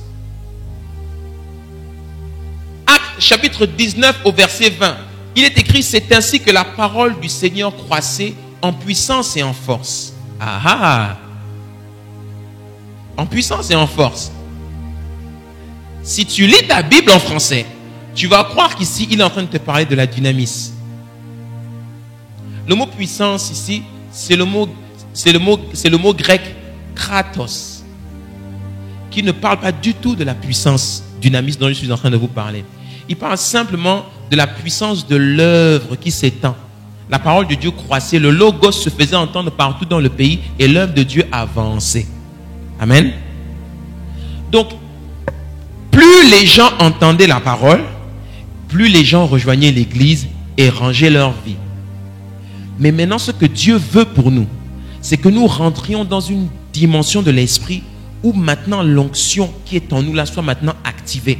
Et en fait, on expérimente la grâce, la faveur quand cette onction est activée. On n'expérimente pas la grâce et la faveur quand on est encore à la dimension de logos. Et le mal-être dans l'église, c'est que beaucoup de chrétiens sont au niveau du logos. Ils n'ont pas la profondeur. Ils ne sont pas enracinés profond. Alléluia. Et Paul, c'est ce qu'il nous explique dans les écrits. Est-ce que tu me suis? Je veux que tu comprennes ça et que tu médites ça bien. Bien. Et un jour, quand Jésus entre dans son ministère, Jésus-Christ dit une parole importante. Jésus-Christ dit au diable, qui était en train de le tenter, dans le livre de Matthieu, chapitre 4, verset 4, il est écrit, l'homme ne vivra pas de pain seulement, mais de toute parole qui sort de la bouche de Dieu. Le mot parole ici, c'est rhéma. Le pain, ici, c'est logos. L'homme ne vit pas seulement de pain. Le pain ici, il prend la comparaison du pain mangé pour te parler du logos. Il fait une métaphore. Pour te dire que l'homme ne vit pas seulement du pain de vie. Message 2, méditation 2. Vous allez sur YouTube, vous allez sur les enseignements.com et les top chrétiens et puis vous lisez les pains de vie de la journée quotidienne. Donc toi, tu remplaces tes temps de méditation personnelle avec le Saint-Esprit par les pains de vie sur enseignements.com. Tu ne peux pas entrer dans le rhéma. Parce que cette parole arrive vers toi comme un logos. C'est difficile de saisir le rhéma là. Vous voyez, souvent les chrétiens, ils aiment bien s'envoyer des messages, bien ils aiment bien eux-mêmes aller sur voilà, voici la parole du jour, voici la parole de ça. Ça, c'est logos. Ça ne peut pas t'emmener dans le rhéma. C'est pas possible. Le rhéma vient quand ton esprit personnellement fait l'effort de se connecter à la parole de Dieu. Donc l'homme ne vivra pas du logos. L'homme vit du rhéma. C'est pour cela que tu dois entrer en profondeur dans ta Bible. Le problème que tu as aujourd'hui là, qui te mine, qui te bloque, qui te crée des problèmes dans ta vie, qu'il soit financier, professionnel ou autre, la solution est dans la Bible. Le problème, c'est parce que tu ne connais pas la Bible. Tu ne sais pas qui tu es en Jésus-Christ. Tu n'opères pas dans la dimension de l'esprit. Moi, je peux avoir des problèmes d'argent. Ça m'arrive aussi d'être en manque. Mais je sais très vite que la situation va s'ajuster.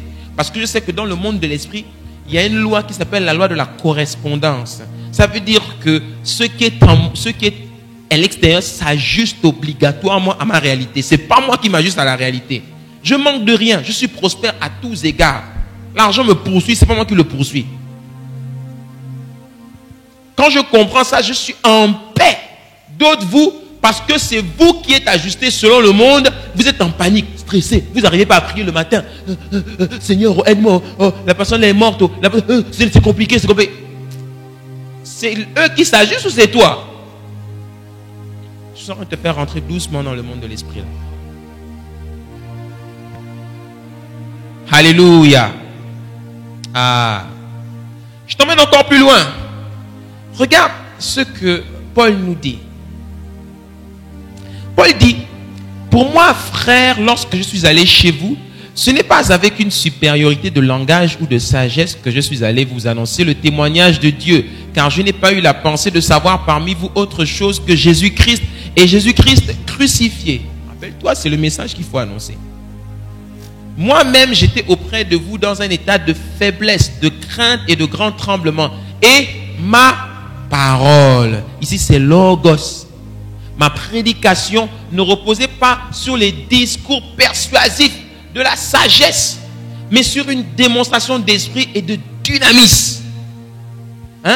Afin que votre foi fût fondée non sur la sagesse des hommes ou sur les discours des hommes, mais sur la dynamisme de Dieu, sur la puissance de Dieu. Qu'est-ce qu'il est en train de nous dire ici? Il est en train de dire que tous les jours quand je suis avec vous, je peux parler. Mais moi, ce que je cherche par-dessus tout, c'est d'activer la puissance qui est en vous. Quand il dit ici la puissance de Dieu, que votre foi soit fondée sur la puissance de Dieu, il n'est pas en train de dire que votre foi soit fondée sur les tombées. Il est en train de dire que votre foi soit fondée sur ce que vous ressentez net en vous. Plus vous êtes exposé à la parole et plus vous sentez que cette puissance qui agit en vous est en train de grandir. Alléluia. Pas sur les discours persuasifs de la sagesse humaine. Notre être que nous sommes a 3 types d'intelligence. La première intelligence, c'est l'intelligence du corps qui s'appelle le cerveau. Dis-moi le cerveau.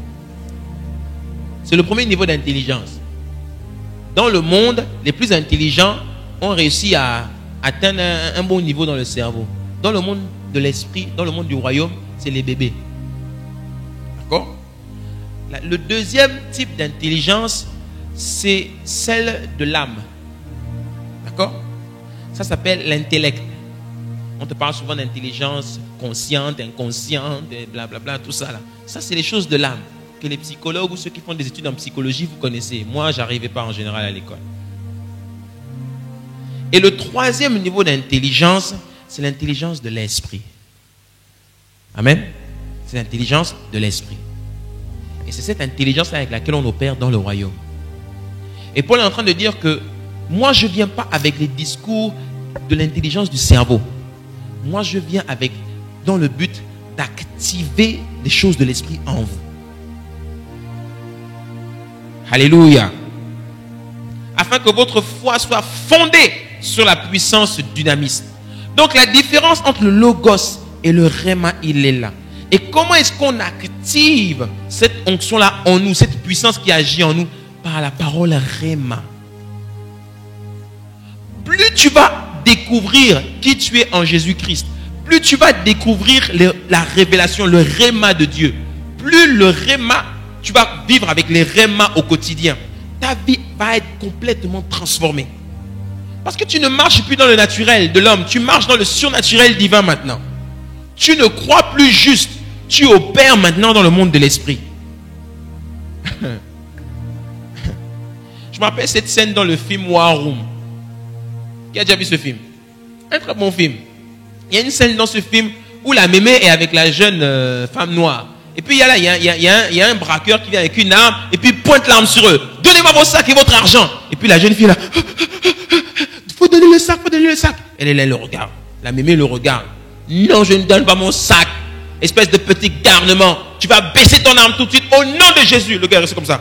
Oh. Et puis il a seulement déposé l'arme et puis il est parti.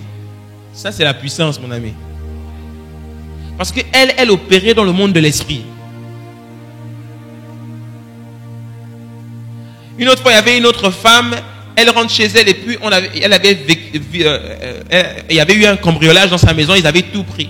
La police arrive et la police trouve que la femme est là, toute tranquille. Elle ne se prend pas la tête, elle continue à faire ce qu'elle avait à faire. Et puis un policier dit, mais madame, vous n'avez pas l'air d'être très inquiète. On vous a quand même tout volé dans votre maison quand même. Elle dit, non, moi on m'a rien volé. Bah si, on vous a tout volé. C'est à vous. Non, on m'a rien volé, monsieur. Ils ont volé Jésus. Donc ils ne vont pas dormir la nuit. Le policier reste là tout hébété. C'est quoi cette réponse-là? Elle dit, c'est pas moi. Elle commence à enseigner le policier. Moi, je possède rien. Je ne suis qu'un intendant du Seigneur. Ce sont les biens du Seigneur. Si ces hommes veulent avoir la paix, ils n'ont qu'à ramener. Parce que les prières que je vais taper dans ma chambre là-bas pour eux. Au nom de Jésus. Alléluia. Et on va atterrir. Et pour atterrir, je voudrais te donner quelque chose, que tu restes sur une information. Dis avec moi la puissance qui agit en moi. Cette puissance qui agit en nous, quand tu l'as activée, quand tu as activé cette grâce, cette faveur, quand tu as activé cette puissance-là en toi, elle va commencer, elle va produire quelque chose d'assez particulier. Cette foi va entrer en toi. Et cette foi va être la porte d'entrée du Saint-Esprit. Le Saint-Esprit va venir, il va se loger en toi. Quand le Saint-Esprit vient se loger en toi, la première chose que tu vas vivre, c'est un calme et une paix, une sérénité divine. Amen. Et quand tu expérimentes le Rhéma, tu es là devant la parole. Ou bien, je ne sais pas dans quelle situation, tu expérimentes le Rhéma. Quand le Rhéma se produit, en général, non seulement tu éprouves une paix totale, mais tu sens comment ton esprit s'élève. Tu sens comment ton esprit s'élève. Là, je vous parle de vécu. Je n'ai pas pu mettre de notes parce que, bon, c'est des choses qu'il faut que j'arrive à expliquer ça moi-même. C'est-à-dire, tu es là, et puis tu sens comment ton esprit s'élève. Et le naturel disparaît totalement. Et l'éternité prend place. C'est-à-dire, quand tu te connectes à l'esprit, l'éternité prend place. Et quand tu entres dans le monde de l'esprit, ton cerveau arrête de fonctionner. Ton âme arrête de fonctionner. Ton corps arrête de fonctionner. Et ton esprit s'élève. Tu rentres dans une autre réalité. Tu es dans le monde de l'esprit. Tu sens que tu n'es plus là. Amen. Parfois même tu es là et puis tu sens même plus ton corps. Moi ça m'est arrivé par exemple, il y a des fois je dormais et puis je rentre, je me connecte à un truc et puis tu sens que tu es ailleurs, complètement ailleurs. Parfois vous ressentez ça un peu dans le monde du rêve. Amen. Tu sens que tu es ailleurs. Il y a des gens dans la Bible qui ont vécu ça. Et par exemple, je peux ne pas avoir mangé le matin. Par exemple, je n'ai pas mangé depuis hier soir. Hier soir, j'ai mangé en début de soirée à peu près. Et depuis, je n'ai rien remis dans la bouche. J'ai la dalle. Vraiment, j'ai faim. Avant de venir là, même quand je suis assis là, j'ai trop faim. J'ai même pas pris un verre d'eau. Et là, je suis dans mon bureau, je dis, ah Seigneur, comment je vais prêcher? Comment je vais prêcher? Là, j'ai trop faim. Je suis là en train de chercher de regarder. Donnez-moi même un gâteau à manger. J'ai trop faim. Tu sens que ton corps est faible. Mais dès que tu commences à parler et que tu te connectes, c'est comme si ton corps arrête de fonctionner. Tu sens que tu es maintenant dans l'esprit. Et quand tu entres dans l'esprit comme ça, ton corps arrête de fonctionner. Il arrête de grandir. Il arrête d'opérer. Tout s'arrête. Seul l'esprit fonctionne. Tu t'élèves. Il y a quelqu'un qui a vécu ça dans la Bible. Très bien. Moïse. Moïse va 40 jours sur le mont Horeb. 40 jours sans boire une goutte d'eau. Il reste 40 jours. Et quand il reste 40 jours là-bas, il est dans le monde de l'esprit. Au point où il voit même le doigt de Dieu écrire sur une table. Il redescend. Et quand il redescend de la montagne, dès qu'il redescend, le corps recommence à fonctionner. Quand le corps recommence à fonctionner, il voit le peuple qui a fait un beau d'or, il s'énerve, il casse les tables. Quand il a cassé les tables, la Bible ne nous dit pas qu'il est parti manger un coup. La Bible nous dit que Dieu lui a dit, remonte. 40 jours de plus, le gars a tapé 80 jours sans manger ni boire. Comment est-ce que c'est possible? Parce que tout simplement son corps a arrêté de fonctionner. Il ne sent plus ni la faim ni la douleur. Jésus va dans le désert. La Bible ne dit pas que Jésus est allé dans le désert et puis il était sous une tente climatisée. Non, non, non, non, non. Il était en plein milieu du désert jour et nuit, sans manger ni boire. Comment il faisait? Il était dans le monde de l'esprit. Satan prit Jésus et l'éleva au-dessus du temple et il vit les royaumes de la terre. Il était dans le monde de l'esprit. Est-ce que tu me suis? Jésus prêche. Il dit à Pierre, pousse la barque. Il pousse la barque. Il est en train d'enseigner. Il finit de prêcher. Les foules sont bénies. Et il dit aux disciples, allez, je vous rejoins de l'autre côté. La Bible dit qu'il est parti prier. Et quand il faisait nuit, les disciples étaient en train de se battre dans la barque avec la pluie, la tempête. Et là, il voit quelqu'un qui est en train de marcher sur l'eau, en train d'arriver.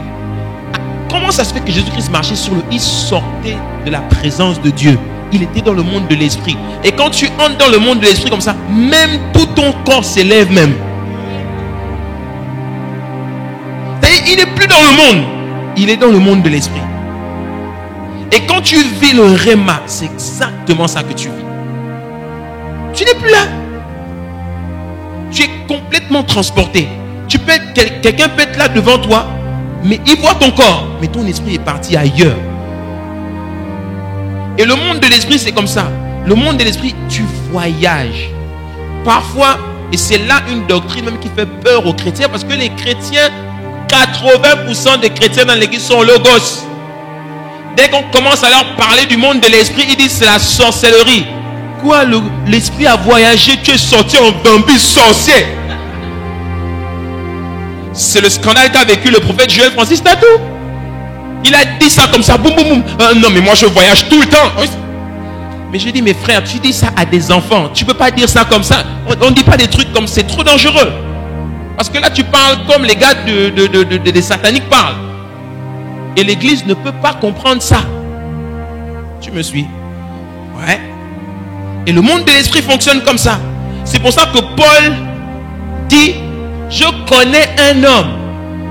Pourquoi Paul a dit, je connais un homme? Il n'a pas dit, c'est moi. Parce qu'il parlait à l'église. Non, vous ne me suivez pas. Paul parle à l'église pour ne pas faire peur aux gens et pour que sa parole puisse toujours avoir accès. Il dit, je connais un homme qui, ne sachant pas s'il était dans son corps ou hors de son corps, il a été ravi en esprit. Et ça, il est allé au ciel et il a pu voir et entendre des choses que l'on ne peut décrire avec la bouche. Il dit, je connais un homme. Il parle de lui. Paul est quelqu'un qui faisait les allers-retours au ciel tout le temps. Tout le temps. Ce gars-là a vu Jésus plusieurs fois. Il a été emmené au ciel plusieurs fois. Mais il ne pouvait pas dire ça devant les gens. S'il disait ça devant les gens, on allait utiliser un sorcier. Si moi je vous dis ici là que pendant que je vous parle là, je ne suis pas là, vous allez dire, oh. Vous allez vous lever, vous allez commencer tous à sortir un à un. Alléluia. Et c'est pour cela que Paul dit, cette puissance-là, cette onction-là qui agit en vous, c'est celle que je désire pour vous. Et c'est pour cela qu'il dit dans Éphésiens chapitre 3 au verset 14, à cause de cela, je fléchis les genoux devant le Père duquel tire son nom toute famille dans les cieux et sur la terre, afin qu'il vous donne selon la richesse, dites-moi la richesse, de sa gloire d'être puissamment fortifié par son esprit dans votre homme intérieur, en sorte que Christ habite dans vos cœurs par la foi, afin qu'étant enraciné et fondé dans l'amour, vous puissiez comprendre avec tous les saints quelle est la largeur, la longueur, la profondeur et la hauteur, et connaître l'amour de Christ qui surpasse toute connaissance, en sorte que vous soyez remplis jusqu'à toute la plénitude de Dieu. Or, à celui qui peut faire, par la puissance qui agit en nous infiniment au-delà de tout ce que nous demandons ou pensons, à lui soit la gloire dans l'Église et en Jésus-Christ au siècle des siècles. Alléluia. Donc, Paul dit que cette puissance-là, c'est celle que je désire pour vous. Et cette puissance-là, quand elle est activée, vous commencez à opérer dans le monde de l'esprit. Mais ce que Paul nous révèle ici, et c'est ce que je vais commencer à te révéler à partir de dimanche prochain, c'est que cette puissance, déjà, elle a un nom. Elle a un nom. Cette puissance-là, elle opère à deux dimensions. Elle opère à une dimension intérieure et une dimension extérieure. Cette onction est très différente de la première. La première est une onction qui fait du bruit, celle-là n'en fait pas du tout. L'autre onction est une onction qui est faite pour démontrer. Cette onction-là est faite pour manifester. L'autre onction est faite pour opérer. Cette onction-là est faite pour te transformer toi. Alléluia. Et quand cette onction opère dans ta vie, sur la base du Rhéma, la première dimension intérieure qu'elle manifeste dans ta vie, c'est la guérison et la restauration. D'abord. Et quand elle opère dans le monde extérieur et qu'elle démontre, et c'est là où Dieu m'a complètement bluffé. Et c'est là où j'ai dit, Seigneur, ça il faut d'abord que je digère ça moi-même. Je connais beaucoup de choses, mais là, c'est que Dieu dit cette onction quand elle démontre, quand elle se manifeste à l'extérieur, la première chose qu'elle amène dans ta vie, c'est la prospérité et la richesse.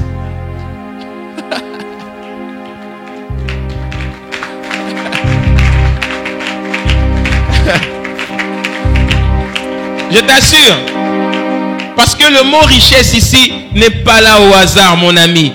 Les chrétiens et les pasteurs nous ont toujours enseigné selon la richesse de la gloire de Dieu. La richesse de la gloire de Dieu, c'est la diversité de la gloire de Dieu. Pas du tout. La richesse ici est un mot grec qui veut dire abondance de biens matériels. Regarde ce qu'il dit. Il dit la richesse de la gloire de Dieu. Le mot grec ici te parle d'une abondance financière. Et cette onction-là, elle existe, elle n'a pas commencé à exister dans le Nouveau Testament. Elle existe depuis l'Ancien Testament. Et il y a un homme qui a expérimenté cette onction-là de manière extraordinaire, c'est Salomon. C'est pour cela que Salomon dit, cherche la sagesse plus que toute autre chose. Dans sa main gauche, la longue vie. Dans sa main droite, la richesse. C'est ce que cette onction-là apporte dans ta vie. Est-ce que tu me suis? On a fini. Paul rajoute que je prie que vos yeux soient illuminés afin que vous compreniez l'espérance qui est attachée à votre appel, etc. Cette onction vient d'abord avec la parole. Cette parole-là, quand elle entre dans ta vie, elle engendre une communion intime avec le Saint-Esprit. D'accord? Et cette communion intime avec le Saint-Esprit te conduit dans la dimension du Rhéma. Et ce Rhéma crée un désir ardent de connaître Dieu. C'est là que tu commences à expérimenter la véritable adoration. Dis avec moi, adoration. Et c'est cette adoration-là qui déclenche l'onction. Cette communion avec le Saint-Esprit quand vous êtes un seul et même être. Alléluia. Et Paul prie que nous puissions connaître ça tous les jours. Et quand cette puissance qui agit en nous va être activée, la première chose qui va arriver, c'est la prospérité. C'est pour cela que la Bible dit dans le livre des Actes qu'on a lu tout à l'heure, aucun nécessiteux parmi eux, aucun. Parce que la prospérité était dans la place. Salomon, Dieu lui donne la sagesse et Dieu dit je te donne aussi la richesse. Parce que les deux vont ensemble. La première chose, les gens qui expérimentent l'onction de la part de Dieu produit la guérison, Dieu t'utilise, ils sont guéris, ils sont touchés, etc. Mais ce que toi ça apporte dans ta vie, c'est la santé et la prospérité. C'est pour ça qu'il dit, je prie, je souhaite que tout ça prospère à tous égards, comme tu prospères d'abord dans ton âme. Donc la santé commence d'abord, mais ensuite, la dimension démonstrative de cette onction extérieure, c'est la richesse, c'est l'argent. Et c'est pour cela que Paul dit dans le livre de Éphésiens plus haut, chapitre 3, il dit, à cause de cela, je fléchis les genoux devant le Père duquel tire son nom toute famille dans les cieux et sur la terre, afin qu'il vous donne selon la richesse de sa gloire d'être puissamment fortifié. Est-ce que c'est le bon verset là? Ouais, voilà. Grec.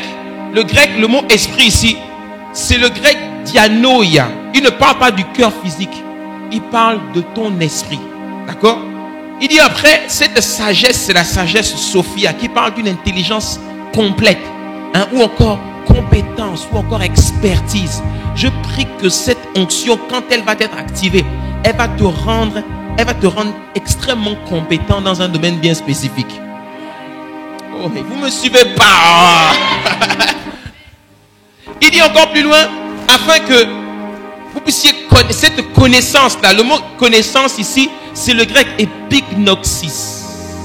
Epignoxis parle simplement d'une connaissance précise et parfaite. Le niveau en dessous, c'est la connaissance oïda ou eido, qui parle d'une connaissance très très bonne, mais pas parfaite. Le niveau encore en dessous, c'est la connaissance ginosko, d'accord, qui est le niveau du logos. Ceux qui sont vraiment encore des bébés spirituels. Mais quand tu entres dans la dimension de la connaissance parfaite, seul le Réma peut t'amener ça. Amen. Et quand il parle de richesse, ici, c'est le grec ploutos, qui parle de possession de biens en abondance. En abondance. Donc quand quelqu'un expérimente cette onction dont je suis en train de vous parler, qui agit en nous, automatiquement, sans qu'il force, la prospérité s'active dans sa vie en abondance. Automatiquement. Je vous assure. Et c'est pour ça que je te dis, ne rate pas le dimanche prochain. Parce que ce que Dieu m'a expliqué, je t'assure, ça va tellement te bénir, ça va tellement te faire du bien, que tu vas partir avec une pleine assurance que plus jamais tu n'échoueras dans ta vie. Alléluia. Est-ce qu'on peut acclamer le Seigneur bien fort? Yeah, papa. Oh. Et quand elle se manifeste avec une grande efficacité. Du grec énergia, qui veut dire avec action, avec compétence, avec force. Elle se manifeste. Regardez certains chrétiens qui opèrent dans cette dimension, que ce soit des entrepreneurs ou des hommes de Dieu, quand ils ont activé ça, vous voyez une dimension de richesse qui est activée dans leur vie. Vous ne comprenez pas d'où ça vient et comment ils font. Parce que c'est juste surnaturel. Si c'était naturel, on saurait comment ils font. Mais quand c'est surnaturel, on se pose des questions. Où est-ce qu'ils trouvent tout cet argent? Parce que tout simplement, cette onction a été activée dans leur vie. L'évangile de prospérité n'existe pas, mais l'onction de prospérité existe. Cette onction de prospérité, Salomon a découvert cette onction de prospérité. Elle a même un nom. Cette prospérité, c'est celle qui a accompagné Joseph. La Bible dit de Joseph que quand on l'a vendu aux Ismaélites, la Bible dit la prospérité l'accompagna et il réussissait dans tout ce qu'il entreprenait. C'est cette onction-là qui était avec lui. C'est cette onction-là qui a amené Abraham, Isaac et Jacob à devenir immensément riches. Ils avaient ça avec eux. Et c'est cette onction-là que Dieu veut te donner aujourd'hui.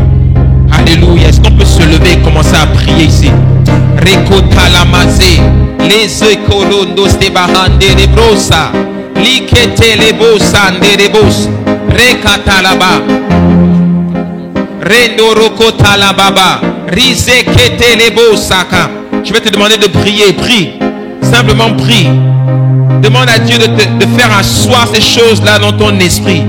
Rose kandala maze, ruketelebo se katalaba, rendorobo sakatalaba. Si Dieu nous donne cette vérité, si Dieu nous accorde cette révélation, c'est parce que tout simplement il s'attend, il veut que cette onction soit activée dans nos vies au nom puissant de Jésus-Christ de Nazareth. Dieu veut faire quelque chose de différent au Gabon. Dieu veut faire quelque chose de différent dans nos vies. Et c'est pour cela qu'il veut que cette onction soit activée. Parce qu'il sait qu'on ne peut pas expérimenter la gloire si on n'a pas compris cela.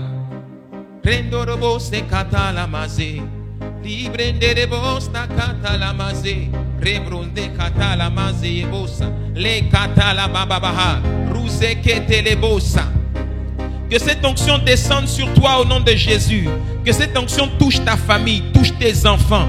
À partir d'aujourd'hui, tu vas commencer à expérimenter des dimensions de l'esprit que tu n'as jamais expérimentées auparavant. Alors que tu es en train de méditer et de lire la parole, le Saint-Esprit te saisit. Ton esprit commence à s'élever. Tu ne sens même plus ton corps. Tu entres dans des connaissances inexpérimenté auparavant. Tu commences à devenir hyper intelligent. Tu commences à avoir des visions claires de ce que Dieu attend de toi. Tu commences à avoir des visions claires de tes projets, de l'entreprise que Dieu veut créer avec toi, de ton ministère. Dieu veut t'amener à une dimension d'abondance et d'influence comme jamais auparavant. Voilà pourquoi Paul dit: je fléchis les genoux afin que vos yeux s'ouvrent, les yeux de votre esprit s'ouvrent et que vous compreniez de quoi il s'agit.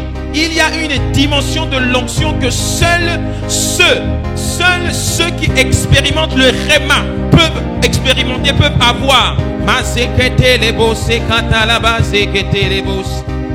Oh, oh, oh. Oui, la victoire est pour Jésus. La victoire lui appartient. Oh, oh, oh, oh. Oui, la victoire est pour Jésus. La victoire lui appartient. Oh, oh, oh, oh, oh, oh. Oui, la victoire est pour Jésus. La victoire. Seigneur, merci pour cette onction que tu déverses encore sur nous.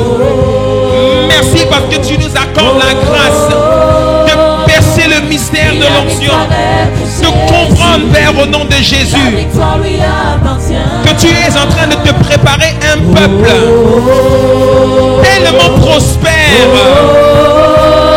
tellement influent, que la dimension de l'apostolique est sur le point de prendre place au nom de Jésus. Merci pour le réveil que tu crées dans ton église.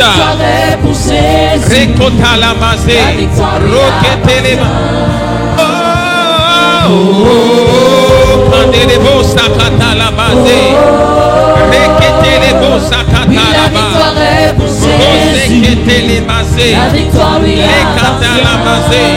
Les corobos et que des bossa, roquete les bandes que te, la base que rotore bande de bossa, liquete les bossa cata la base. La victoire lui appartient. Bande de bossa cata ya baba, bande de bossa que te. Oui, la victoire est pour Jésus. La victoire lui appartient. Oh, oh, oh, oh, oh, oui, la victoire. Merci pour cette église que tu suscites.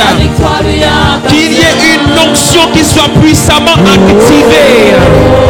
Activée en nous. Cette puissance qui agit et qui fait et qui déménage.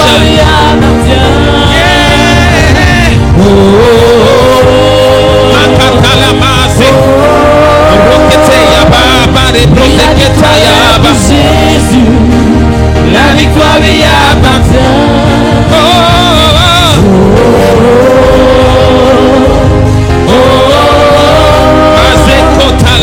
la victoire est pour Jésus. La victoire lui appartient. Oh, oh, oh, oui, la victoire est pour Jésus. La victoire lui appartient.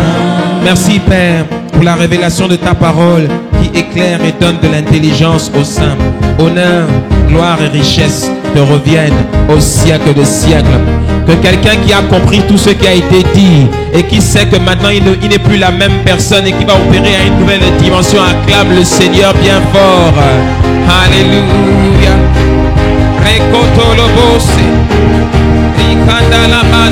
Est-ce que quelqu'un peut acclamer le Seigneur bien fort?